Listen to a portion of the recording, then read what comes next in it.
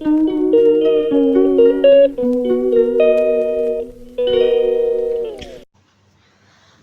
আলাইকুম, welcome back to my channel. শুভ সকাল। ভিডিওটা সকাল 7টা থেকে শুরু করলাম। ঘুম থেকে উঠে আগে ছেলের পরীক্ষা, এজন্য নাস্তা তৈরি করতেছি। ছেলে মেয়ে আমার জন্য 3টা ডিম সিদ্ধ করে দিলাম, সিদ্ধ বসিয়ে দিয়ে এখন নাস্তার আয়োজন করব।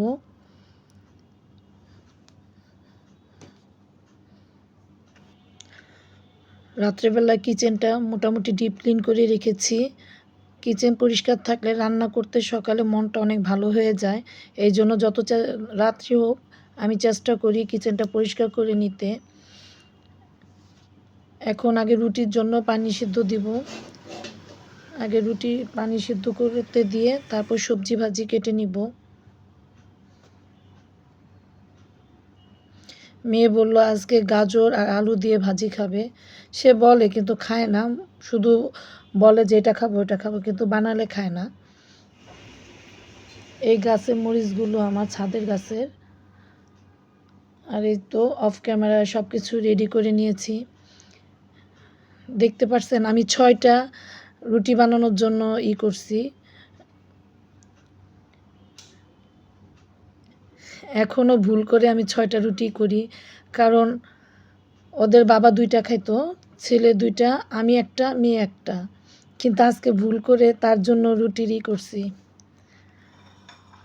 আল্লাহ তার জান্নাতবাসী করুক। হয়তো সে এই পৃথিবী ছেড়ে চলে গেছে, কিন্তু আমাদের কাছে সব সময় সে থাকে। তাকে আমরা এক মুহূর্তের জন্য ভুলি না। কোনো কিছু রান্না করতে গেলে, তার প্রিয় কোনো খাবার করতে গেলে মনে হয়। এই ভাজিটাও তার খুব পছন্দের ছিল। আলু দিয়ে, সিম দিয়ে, আলু দিয়ে, গাজর দিয়ে এরকম ঝরঝরা ভাজি খেতে পছন্দ করতো। সাদা আটার রুটি।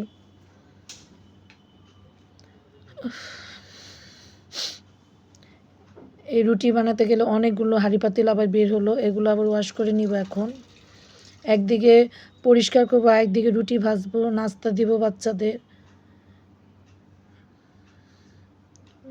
খাবার রেডি করে দিয়ে তারপর আমি আমার কাজ করতে চলে আসলাম। যেহেতু মেয়ের কোচিং স্কুল আছে, এখন আবার মেয়ের জন্য টিফিন বানাবো। এর আগে মেয়েকে ঘুম থেকে উঠিয়ে গোসল করে দিলাম। গোসল করার পর এখন বললাম একটু পড়ো, এখন যেহেতু সময় আছে একটু, তাহলে তুমি পড়ো, তারপর আমরা স্কুলে চলে যাব। নাস্তা করে রেডি হয়ে তারপর চলে যাব। সকাল থেকে উঠে ছোটো মানুষ একটু পড়তে চায় না, তারপরও রাজি হয়েছে, হ্যাঁ পড়বো, যতটুকুই পড়ে। আমার মেয়েকে আমি পড়ার জন্য তেমন চাপ দিই না, ও নিজের থেকে যতটুকু যা পড়ে অতটুকু আলহামদুলিল্লাহ। কারণ ছেলের সময় অনেক সময় দিছি, অনেক পড়াইছি। চিন্তা করে দেখলাম যে এত চাপ দিয়ে লাভ নেই, এতে বাচ্চাদের মন মানসিকতা অনেকটা নষ্ট হয়ে যায়, শৈশবটা হারিয়ে যায়। আমার মেয়ে প্রচুর খেলে, পড়ে কম। যাক, আল্লাহ বাচ্চায় রাখলে বড় হইলে পড়বে, সারা জীবন তো পড়বেই। এত পড়া চাপাচাপি নেই। এই তো মেয়েকে পড়তে দিয়ে অফলাইনে আমি মোটামুটি সব কিছু গুছাই নিলাম। আমার বেডরুমটা পুরাই পরিষ্কার হয়ে গেছে। এখন ছেলের রুমে যাব। ছেলের রুমটা ছেলে হয়তো নোংরা করে রেখে দিছে, কিন্তু আমার রুমটা আমি একদম পরিষ্কার করলাম। করে এখন যাব ছেলের রুমে। ছেলে নোংরা করে রেখে গেছে, পরীক্ষা দিতে চলে গেছে, কোনো বই খাতা ধরতে দেয় না। বলে আমার বই খাতা তোমরা কিচ্ছু গুছাবা না, আমি পরীক্ষা দিতে যাব তারপর তুমি গুছাবা, এর আগে কিচ্ছু ধরবা না। সে পড়ার টেবিলে পড়ে, ডাইনিং টেবিলে পড়ে, ঘুইরা ঘুইরা পড়ে। এখানে যে কাপড় খুলে রেখে গেছে। সকালবেলায় বাসায় কারেন্ট নাই, প্রায় 2 ঘন্টা কারেন্ট ছিল না। অন্ধকারের মধ্যে ভিডিওটা করছি, হয়তো অন্ধকারে ভিডিও ভালো আসে নাই। এটা চার্জার লাইট, সেটার মাধ্যমে এই ভিডিওটা করা। এখান তো একটু বোঝা যাচ্ছে, কিন্তু এই রুমটা পুরো অন্ধকার, অন্ধকারের মধ্যেই কাজ করতেছি। যদি এখন পর্যন্ত আপনারা আমার ভিডিওটার সাথে থেকে থাকেন, অবশ্যই একটা লাইক করবেন প্লিজ, একটা শেয়ার কমেন্টস করবেন।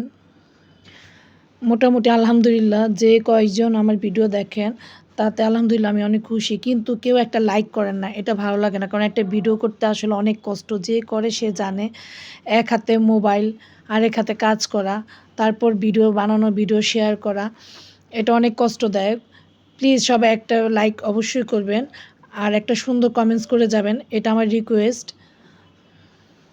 আপনাদের একটা লাইক করলে সেই ভিডিওটা অনেকের কাছে চলে যায়, এজন্য প্লিজ সবাই একটা লাইক করবেন। আর এখানে মেয়ের টিফিনের জন্য নুডলস বানিয়ে দিচ্ছি, আর দুপুরে রান্না করার জন্য একটা মুরগি নিয়ে কেটে নিলাম, পরিষ্কার করে ধুয়ে নিলাম, আর চুলায় ভাত বসিয়ে দিয়েছি। ভাত আর মুরগির মাংসটা ছেলের জন্য রান্না করে যাব, আর নুডলসটা মেয়ের জন্য রান্না করে টিফিন দিয়ে দিব। ছেলে কলেজ থেকে এসে জন্য ভাতটা খেতে পারে।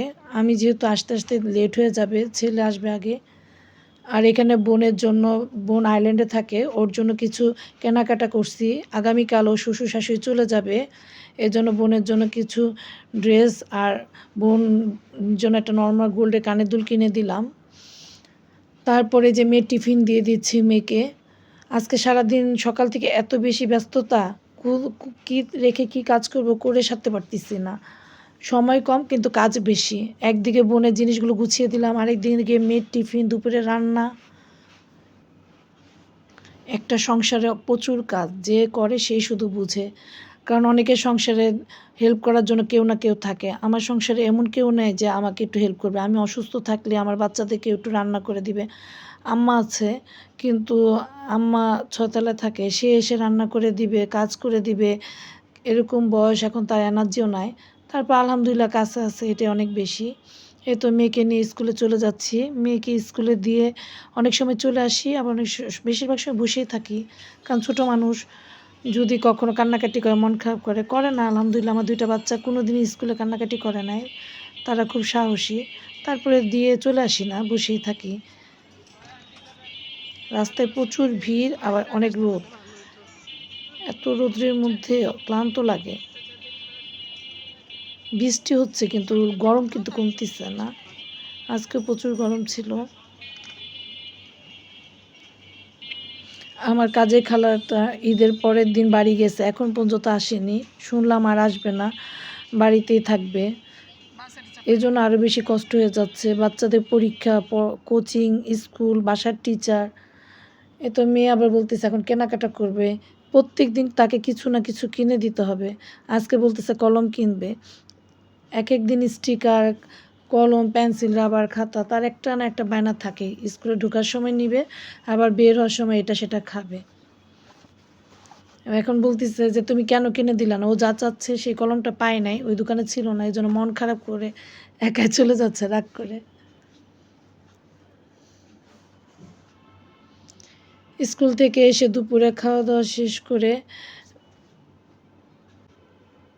ছাদে গেলাম। ছাদে যেয়ে দেখি যে অনেকগুলো কচু হয়েছে। তো আমার ভাইকে বললাম যে কচুগুলো কেটে দে, রান্না করে ফেলবো, আবার নতুন কচু হবে। এগুলো আপনার ভাইয়া মারা যাওয়ার 15 দিন আগে আমাকে এখানে কচু গাছগুলো লাগাই দিছিল, আর বলতেছিল যে তুমি তো বাড়ি কচু ছাড়া খাও না, এখানে লাগাই দেই, কারণ কবে না কবে আবার যাব। কে জানে সেদিন যে সে চলে যাবে 15 দিন পর।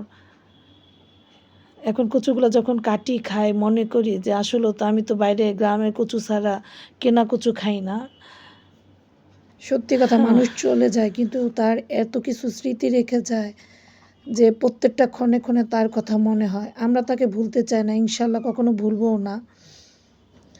সে আমাদের জন্য অনেক কষ্ট করছে, আমরা ব্যর্থ, তার জন্য কিচ্ছু করতে পারিনি। আল্লাহ ওই সুযোগটুকু আমাদেরকে দেয়নি। কিন্তু আজকে হয়তো আমি পৃথিবী ছেড়ে চলে গেলে বা অসুস্থ হলে সে তার শেষ পর্যন্ত চেষ্টা করতো আমাদের জন্য। বিকালবেলা ছাদে গিয়েছিলাম, সন্ধ্যার পর ছাদ থেকে নেমে নামাজ কালাম পড়ে গাছে কিছু পুদিনা পাতা ছিল, নিয়ে আসলাম। আর মেয়ে বলছে পেঁয়াজু খাবে, ওর জন্য পেঁয়াজু বানাচ্ছি। বিকেলবেলায় বললো যে আজকে পেঁয়াজুই খাবো, এজন্য ছেলে, মেয়ে, মেয়ের টিচার, আমরা সবাই মিলে পেঁয়াজু খাবো। বিকেলবেলা মাঝে মধ্যে সন্ধ্যার সময় ঝাল কিছু খেতে ভালো লাগে। এই ক্যাপসুল কাটারটা আপনার ভাইয়া প্রায় 4-5 বছর আগে আমাকে কিনে দিয়েছিল। এত বছর জিনিসটা ইউজ করি না, এখন ইউজ করে দেখি আসলে ভালো পড়েছে। আমি ভাবছিলাম বেশি ভালো পড়বে না, ইদানিং আমি এটা দিয়ে কাজ করে দেখি ভালোই। আমি আরও সবাইকে বলতেছিলাম না খুব একটা ভালো না, কিন্তু এখন দেখতেছি না এটা ইউজ করে আসলে খুব মজা। এই যে পেঁয়াজুর জন্য পেঁয়াজ, তারপর ডাল একসাথে দিয়ে কাঁচামরিচ দিয়ে ব্লেন্ডার করে ফেললাম। অনেক সহজ হয়ে গাছে গেছে এখন ছাদে এটার গিয়েছিলাম, জন্য পুদিনা আমার পাতাগুলো কাজ ছাদের করা। থেকে নিয়ে আসছি। গরম গরম পেঁয়াজু এখন ছেলে মেয়েকে খেতে দিব। আজকে ভিডিওটা এখানে শেষ করে দিচ্ছি। প্লিজ সবাই ভিডিওতে লাইক করে দিবেন অবশ্যই। আজকে ভিডিওটা এখানে শেষ করে দিলাম। আসসালামু আলাইকুম, আল্লাহ হাফেজ। এখন আমি একটু বলি আসসালামু আলাইকুম। এখন হলো আমার আম্মুর ব্লগটা সাবস্ক্রাইব করে দিবেন।